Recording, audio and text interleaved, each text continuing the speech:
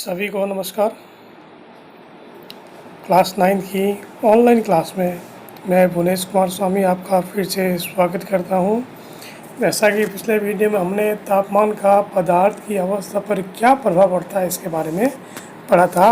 आज हम आगे चर्चा करते हैं कि हमने सीखा कि गर्म करने पर पदार्थ की अवस्था बदल जाती है। हमने देखा था गर्म होने पर ये ठोस से द्रव और द्रव से गैस में बन जाते हैं, लेकिन कुछ पदार्थ क्या होता है कि ऐसे होते हैं जो द्रव अवस्था में परिवर्तित हुए बिना ही सीधे ठोस अवस्था से सीधे गैस में आ जाते हैं और वापस ठोस में बदल जाते हैं। जैसे हमने देखा था कि पदार्थ को हम गर्म करते हैं, तापमान देते हैं, तो हमारा ठोस पदार्थ तो पहले द्रव में आएगा और गर्म करेंगे तो वो गैस में बदल जाता है।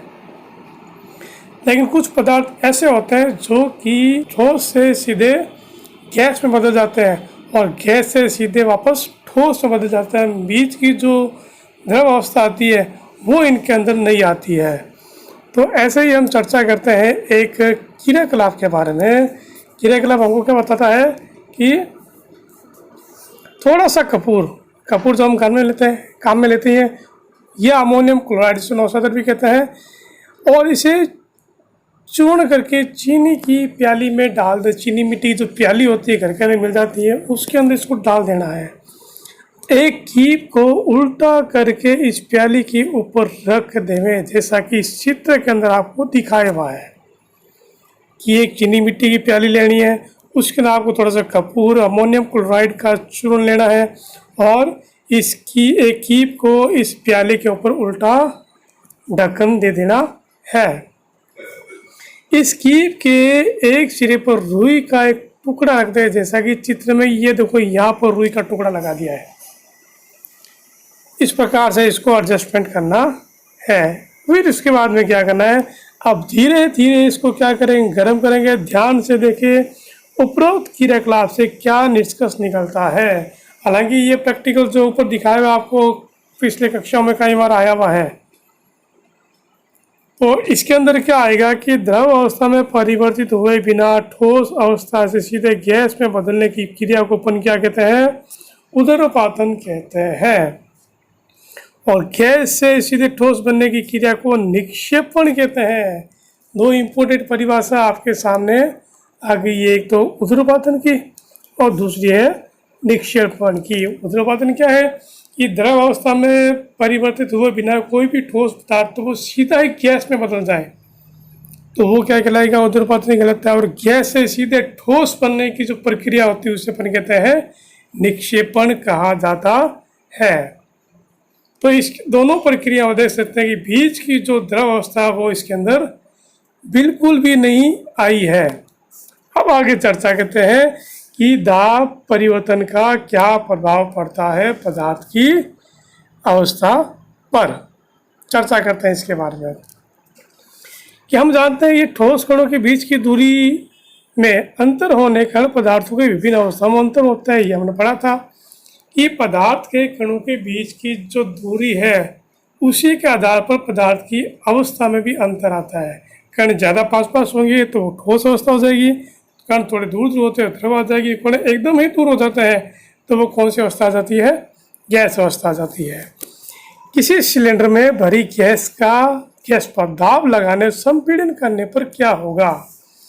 तो संपीड़न के बारे में आपको पहले ही बताया था। किसी भी पदार्थ पर प्रेशर लगाना, दबा दबा कर उसको प्रेशर लगाया जाता है। तो ये कह रहा है अगर किसी सिलेंडर में भरी गैस पर दाब लगाए और संपीड़न करने पर क्या होगा। एक छोटा सा एग्जांपल मैंने आपको पहले भी दिया था, इसके बारे में चर्चा करेंगे अभी। क्या इसके कणों के बीच की दूरी कम हो जाएगी क्या? अगर किसी गैस को सिलेंडर में भर के उस पर प्रेशर लगाया जाए, उसको संपीड़ित किया जाए, तो क्या उसके कणों के बीच की दूरी कम हो जाती है क्या? क्या आपको लगता है कि दाब बढ़ाने या घटाने से पदार्थ की अवस्था में परिवर्तन हो सकता है क्या? ये अपने को पढ़ना है, क्योंकि अपन ने तापमान के बारे में पढ़ा था कि तापमान बढ़ाने पर घटाने पर पदार्थ की अवस्था में परिवर्तन हो जाता है। लेकिन क्या दाब को बढ़ाने घटाने से पदार्थ की अवस्था में परिवर्तन होता है क्या, इसके बारे में चर्चा करते हैं। कि दाब के बढ़ने और तापमान घटने से द्रव में बदल दाब के बढ़ने और तापमान घटने से गैस जो है वो द्रव में बदल सकती है। टेम्परेचर कम किया जाए और प्रेशर यानी दाब को बढ़ाया जाए तो कोई भी गैसीय अवस्था है, कोई भी गैस है, वो द्रव में बदली जा सकती है। छोटा सा एग्जांपल आपको मैं बता देता हूँ, जिससे अपने घर के अंदर सिलेंडर लाते हैं हम लोग, एलपीजी गैस, वो इसका एग्जांपल है। उस सिलेंडर के अंदर गैस को प्रेशर लगा के दाब ज़्यादा बढ़ाकर तापमान कम करके उस गैस को लिक्विड अवस्था के अंदर गैस सिलेंडर के अंदर भर दिया जाता है। आप सिलेंडर को बचा के देखते हैं तो ऐसा लगता है पानी है, तभी एक्चुअल में वो गैस है। क्या आपने ठोस कार्बन डाइऑक्साइड CO2 के बारे में सुना है? या हम जानते हैं कि CO2 का गैस है, लेकिन क्या कभी आपने ठोस CO2 के बारे में सुना है? इसे उच्च दाब पर संग्रहित किया जाता है, हाई टेम्परेचर पर प्रेशर पर। इसे यानी किसे CO2 को संग्रहित किया जाता है जब वायुमंडलीय दाब का माप एटमॉस्फेयर, ATM को कहते हैं एटमॉस्फेयर हो तो ठोस CO2 द्रव अवस्था में आए बिना सीधे ही गैस में परिवर्तित हो जाती है। यही कारण है कि ठोस कार्बन डाइऑक्साइड को क्या कहा जाता है? शुष्क बर्फ कहा जाता है। वेरी वेरी इंपॉर्टेंट है, इसको दिमाग में रखें कि शुष्क बर्फ किसे कहते हैं? ठोस कार्बन डाइऑक्साइड को ड्राई आइस यानी शुष्क बर्फ कहा जाता है।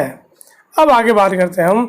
इस तरह से हम कह सकते हैं कि पदार्थ की अवस्था यानी ठोस, द्रव और गैस दाब और तापमान के द्वारा तय होती है। देखो नीचे आपको एक ये रेखा चित्र दिखाया हुआ है, इसके अंदर देखिए, ये जब ठोस है, जब कोई ठोस से वो द्रव में बदलता है तो इसे अपन क्या कहते हैं?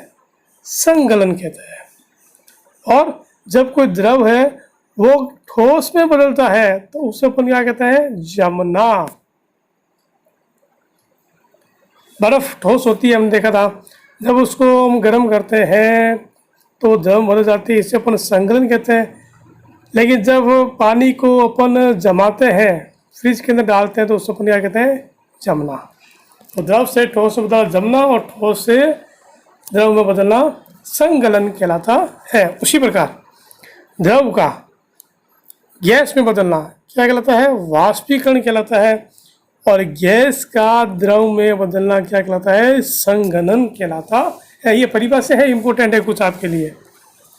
और ठोस का सीधा गैस में अपन अभी पढ़ा था कि द्रव अवस्था नहीं आएगी, उस अपन क्या कहते हैं? ऊर्ध्वपातन कहते हैं। और गैस का ठोस में बदलना क्या कहलाता है? निक्षेपण कहलाता है। ये जस्ट हमने अभी पढ़ा है। इसके बारे में आगे चर्चा में एक छोटे से ब्रेक के बाद में करेंगे। वेट कीजिए, अभी वापस लौटते हैं।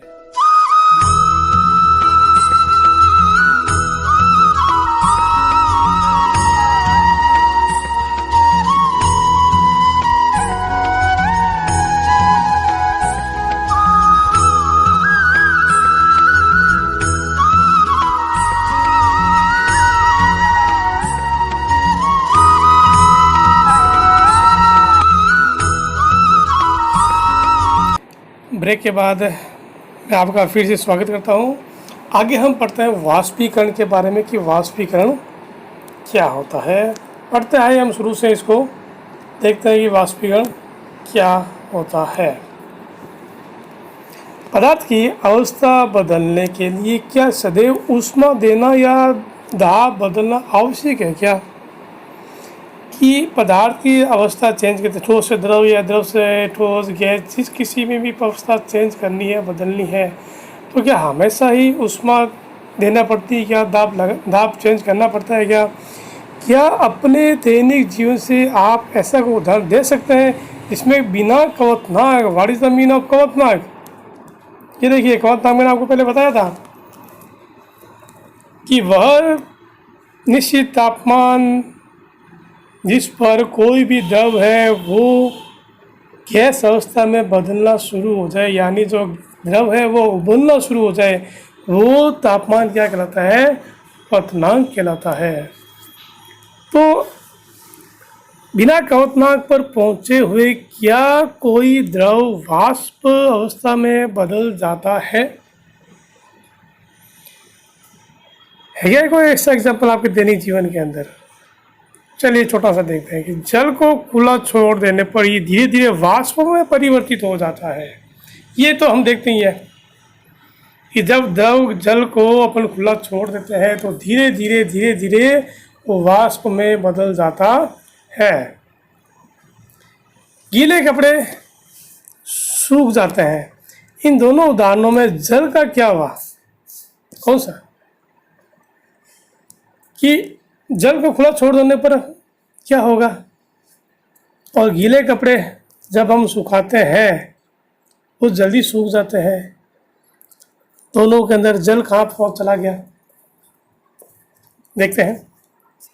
हम जानते हैं कि पदार्थ के कण हमेशा गतिशील होते हैं और कभी नहीं रुकते हैं। एक निश्चित तापमान पर गैस, द्रव या ठोस के कणों में विभिन्न मात्रा में गतिज ऊर्जा होती है। फिक्स निश्चित टेम्परेचर होने पर गैस, द्रव या ठोस के कणों में विभिन्न मात्रा में गतिज ऊर्जा होती है। किसी में गतिज ऊर्जा ज़्यादा होगी और किसी में गतिज ऊर्जा कम होती है। द्रव में सतहों पर स्थित कणों के कुछ अंशों में इतनी गतिज ऊर्जा होती है कि वे दूसरे कणों के आकर्षण बल से मुक्त हो जाते हैं। बहुत अच्छी बात कह रहा है, आप गौर से समझिए इसको कि द्रवों में सतह पर स्थित कणों के कुछ अंशों में इतनी गतिज ऊर्जा होती है कि वे दूसरे कणों के आकर्षण बल से मुक्त हो जाते हैं। आपने एक पालशिए के अंदर पानी भरा हुआ है। पानी की दो सतह, एक तो ऊपर वाली लेयर है सबसे ऊपर जो कि सीधे वायुमंडल के संपर्क में है, तो वो कौन सी आ गई? सतह।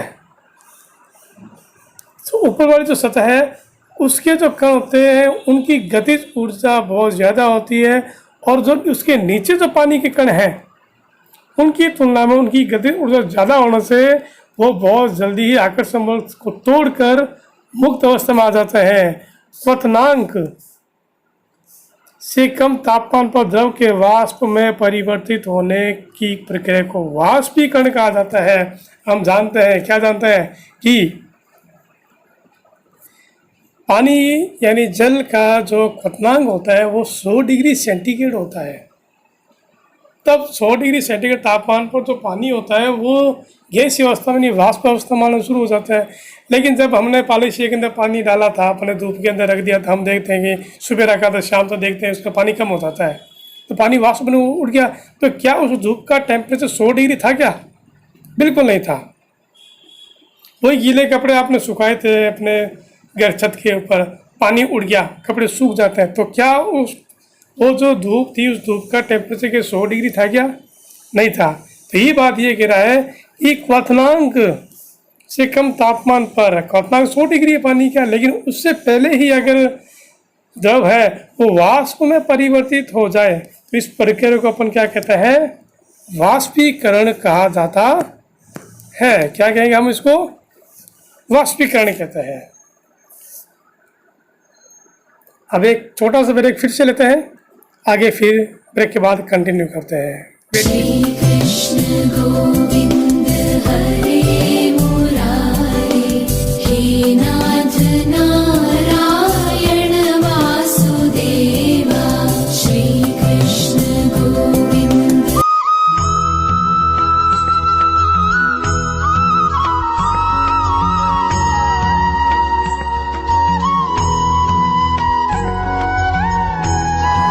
ब्रेक के बाद आपका फिर से स्वागत करता हूँ।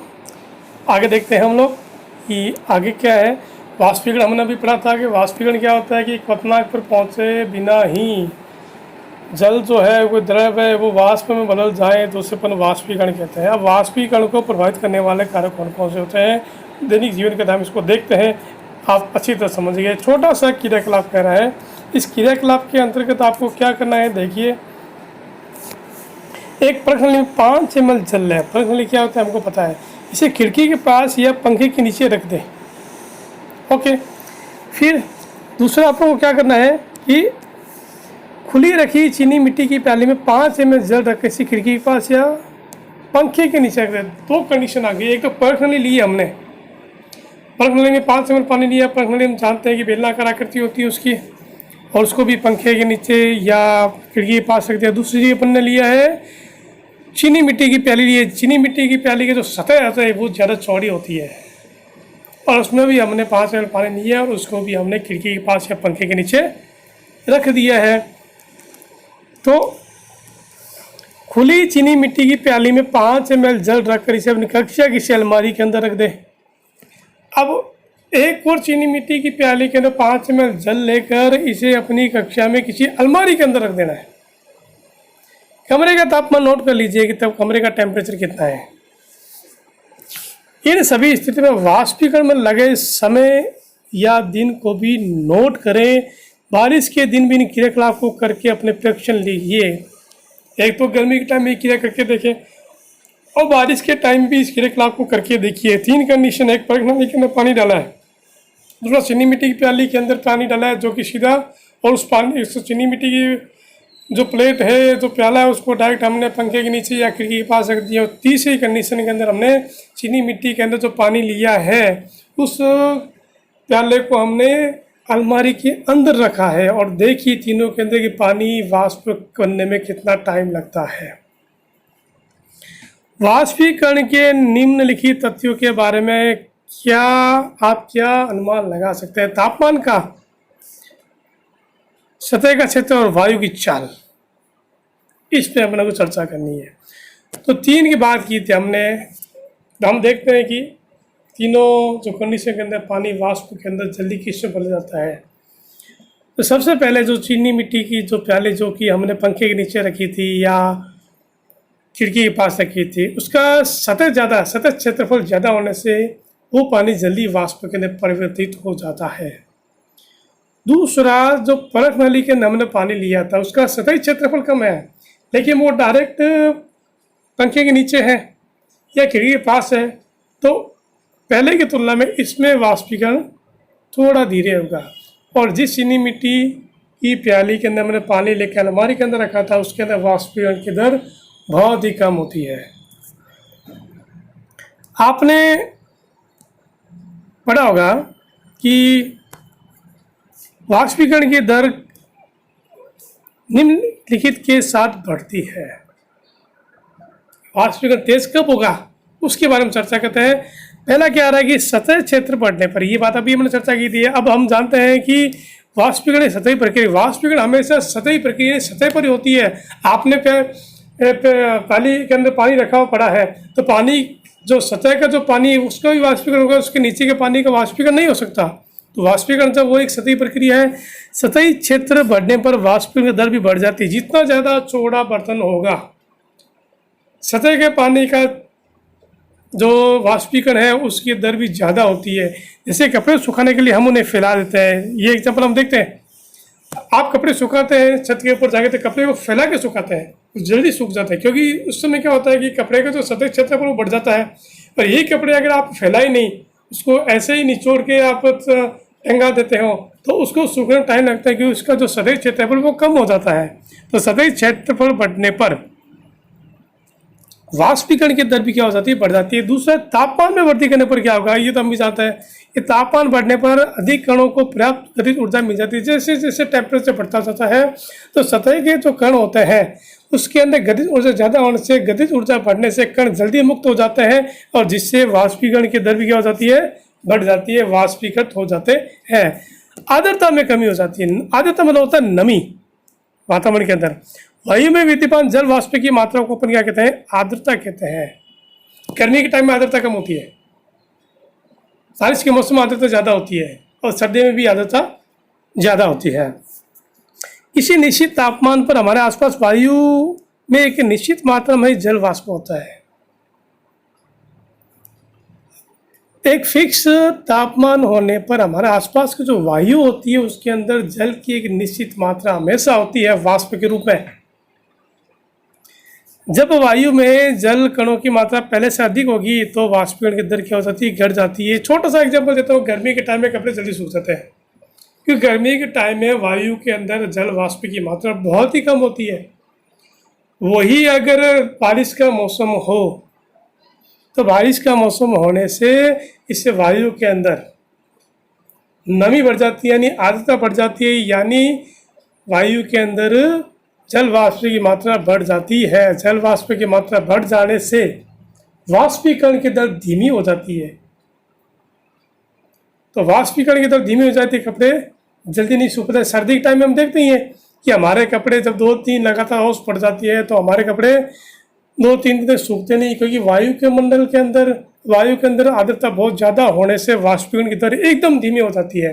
वही गर्मी के टाइम में आप कपड़े सुखाते 2 घंटे के कपड़े सूख जाते हैं, क्योंकि वायुमंडल के अंदर जल वाष्प की मात्रा बहुत कम होने से वाष्पीकरण की दर बढ़ जाती है, तो कपड़े जल्दी सूख जाते हैं। तो आर्द्रता में कमी होने से वाष्पीकरण की दर बढ़ जाती है। फिर अगला आपका आता है कि वायु की गति में वृद्धि होने पर हम जानते हैं कि तेज वायु में कपड़े जल्दी सूख जाते हैं।